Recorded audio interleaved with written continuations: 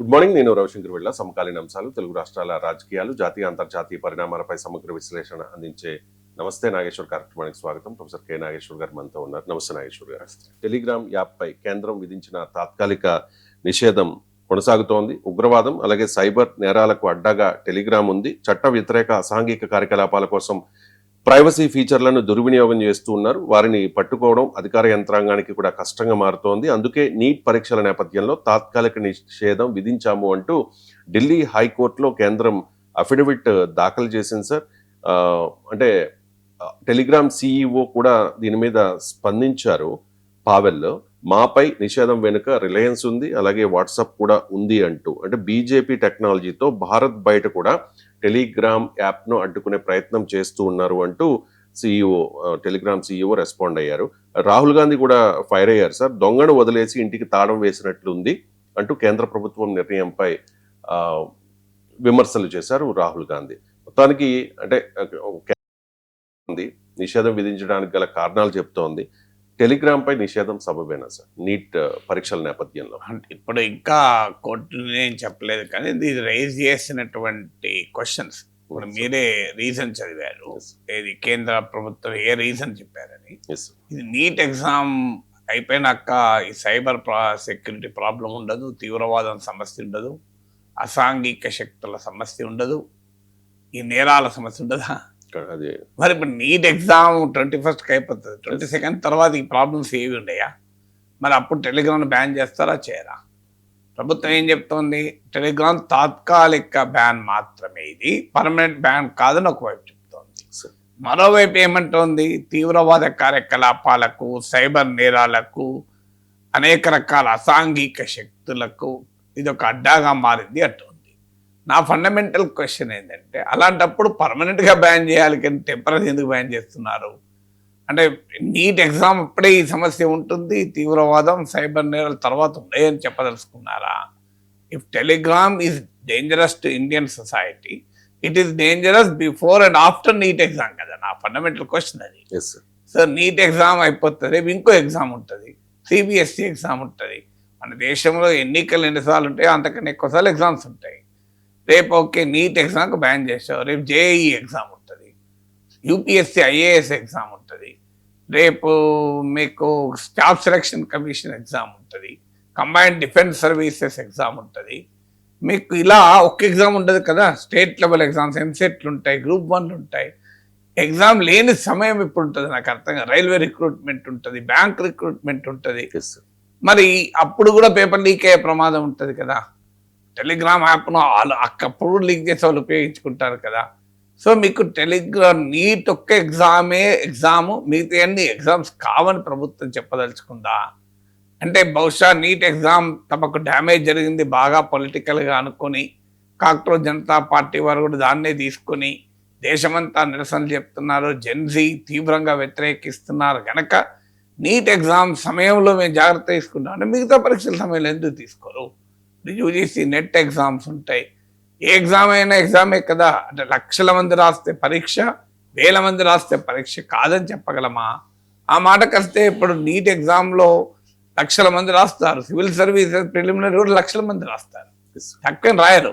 Staff selection commission కూడా లక్షలలో రాస్తారు, JEE exam కూడా ఐఐటి జేఈ కూడా లక్షల మంది రాస్తారు. మరి ఇవన్నీ కూడా అప్పుడు ఐఏఎంలకు ఎంట్రన్స్ ఉంటుంది, మీకు అది కూడా లక్షల మంది వేల మంది రాస్తారు. సో అనేక పరీక్షలు ఉన్నప్పుడు నువ్వు ఏం చేస్తావు? ఒక నీట్ ఎగ్జామ్ అప్పుడు టెంపరీ బ్యాన్ పెడితే మిగతా ఎగ్జామ్స్ అప్పుడు మరి ఈ బ్యాన్ ఎందుకు వర్తించదు అనే క్వశ్చన్ రెండవది.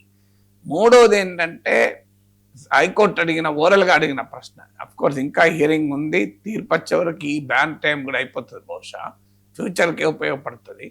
థర్డ్ క్వశ్చన్ ఏంటంటే, కొద్దిమంది పరీక్ష రాస్తున్నప్పుడు, సమాజంలో ఒక సెక్షన్ మాత్రమే పరీక్ష రాస్తున్నప్పుడు 15 కోట్ల మంది ప్రజల హక్కుల్ని నువ్వు ఎలా భంగం వాటిల్లుతావు? 150 మిలియన్ యూజర్స్ ఉన్న టెలిగ్రామ్కు మరి వాళ్ళ హక్కుల సంగతి ఏంటి? అది ఎలా ఆపగలం అనేది అడిగారు క్వశ్చన్. ఇది థర్డ్ క్వశ్చన్. అంటే మొత్తం 150 మిలియన్ అంటే 15 కోట్ల మంది యూజర్స్ ఉన్నారు. ఇందులో నీట్ పరీక్షకు ప్రిపేర్ అయ్యే వాళ్ళు కూడా ఉన్నారు. ఇంట్రెస్టింగ్ ఏంటంటే టెక్నాలజీని మిస్యూజ్ చేసుకునే వాళ్ళు ఉంటారు, యూజ్ చేసుకునే వాళ్ళు కూడా ఉంటారు. సో మీరు అన్నట్లు ఇందులో నీట్ ఎగ్జామ్కు ప్రిపేర్ అయ్యే వాళ్ళు ఉన్నారు, నీట్ ఎగ్జామ్కు క్లాసులు చెప్పే ఎడ్యుకేటర్స్ ఉన్నారు, టెలిగ్రామ్ యాప్ను వాళ్ళు కూడా వాడుతున్నారు. మరి వాళ్ళందరికీ నష్టం జరగదా?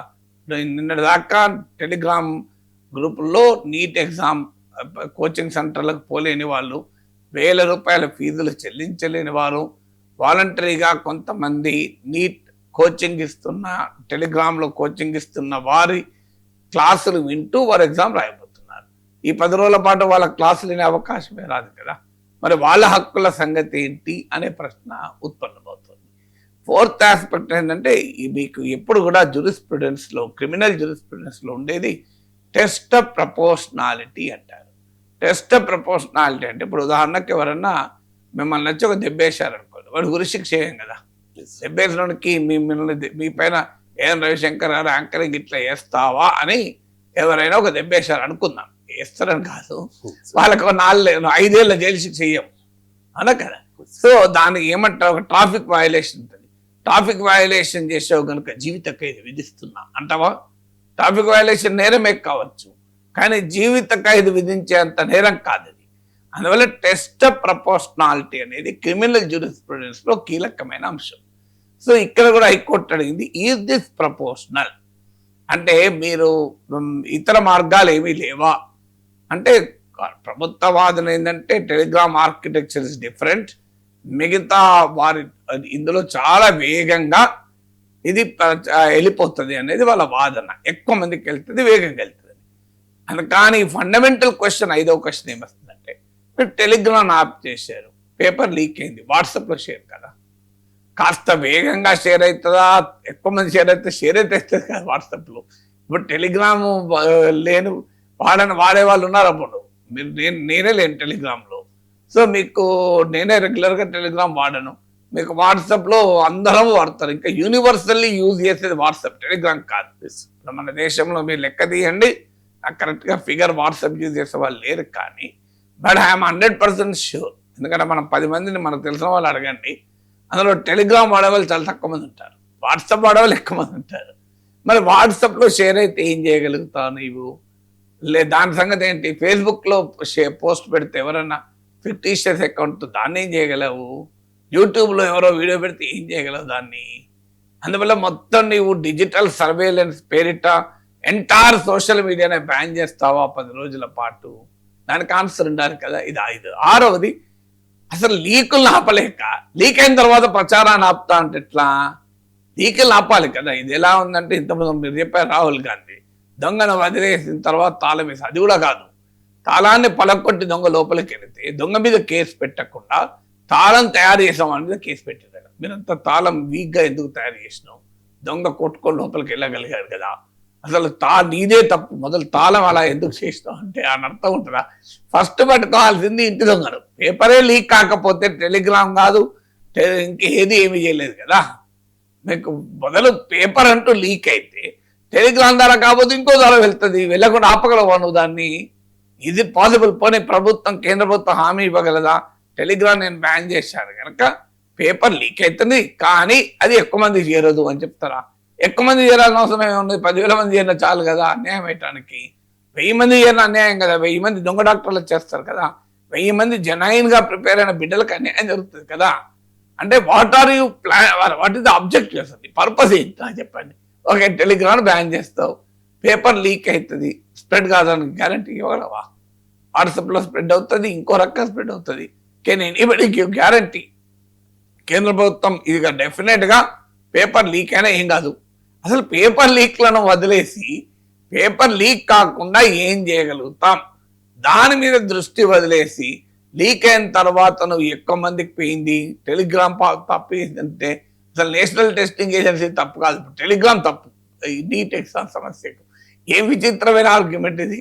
సో అంటే నీట్ ఎగ్జామ్ తప్పు టెలిగ్రామ్ కానీ నేషనల్ టెస్టింగ్ ఏజెన్సీ వైఫల్యం కాదు, ఇది ప్రభుత్వ అసమర్థత కాదు అని చెప్పుకోవడమా? సో అందువల్ల it's a very serious question raise చేస్తోంది. మీరు ఇప్పటికైనా పోనీ టెలిగ్రామ్ బ్యాన్ చేశారు కనుక టెలిగ్రామ్ లేని రోజుల్లో పేపర్ లీక్ కాలేదా? నాకు చెప్పండి. గో బ్యాక్ టు ఇప్పుడు కాదు, ఒక 10 ఏళ్ళు 20 ఏళ్ళ కింద కూడా పేపర్ లీక్ వార్తలు చూసాం మనం. టెలిగ్రామ్ బ్యాన్ అయింది కనుక వీక్ ఇక డోకా లేదని చెప్తారా? టెలిగ్రామ్ అనేది సృష్టించక ముందు కూడా పేపర్ లీక్ లేని. అల్టిమేట్ గా అది వేగంగా జనంలోకి వెళ్తుందా, ఎక్కువ మందికి వెళ్తుందా అన్నది టెలిగ్రామ్ వాళ్ళ డిఫరెన్స్ తప్ప అది కూడా గ్యారంటీ లేదు. ఎందుకంటే టెలిగ్రామ్ కన్నా ఎక్కువ వాట్సాప్ వాడే వాళ్ళు ఉన్నారు. వాట్సాప్ కూడా ఎన్క్రిప్టెడ్ కమ్యూనికేషన్. ఎందుకంటే పంపిన వారు రిసీవ్ చేసుకున్న వాళ్ళు తప్ప బయట చూడరాదు దాన్ని. ఈవెన్ వాట్సాప్ కూడా చూడరాదు. సో అందువల్ల మరి వాట్సాప్లో షేర్ అయితే ఏం చేయగలుగుతావు? ఇవాళ దేశంలో భారతదేశంలో అనేక కోట్ల మెసేజ్లు రోజు వాట్సాప్లో షేర్ అయితే లేదా? వాట్సాప్లో గ్రూపులు లేవా? వాట్సాప్ గ్రూపులో ఒక గ్రూప్ నుంచి ఇంకో గ్రూప్ షేర్ అయితే దాన్ని ఎవడు ఆపగలుగుతాడు? దానికి ఆన్సర్ ఉండాలి కదా.